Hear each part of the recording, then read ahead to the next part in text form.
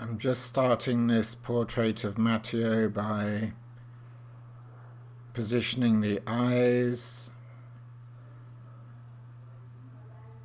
The whole thing about painting is relationships of proportions and positions for the drawing, relationships of lights and darks for the tonal values, and the relationship of colours, which some are cooler, some are warmer, so they might be redder or yellower or bluer.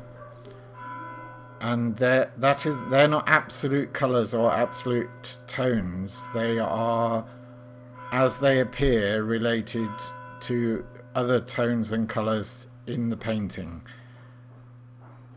So everything about this painting is obviously getting the drawing as right as you possibly can, or else it won't probably look too much like the person, but then working on that relationship, pulling out lights, increasing darks, or the opposite, reducing a dark so it's less dark and grayer, more of a mid-tone, and looking at the relationships of colours. So obviously Matteo's got ginger hair and I want to get that effect, but it mustn't look too orange or too red.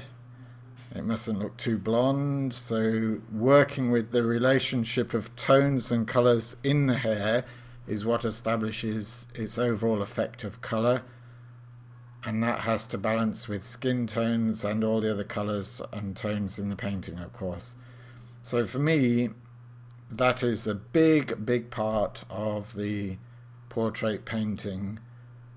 And while you're doing that, you're working on proportions and accents.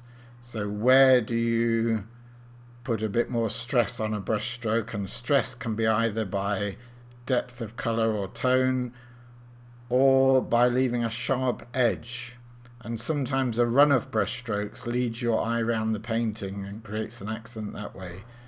Whichever way it's done, it's the accents and the tension in the brush strokes, the movement and feeling of those brush strokes, which obviously create expression in the portrait and therefore the character of the sitter.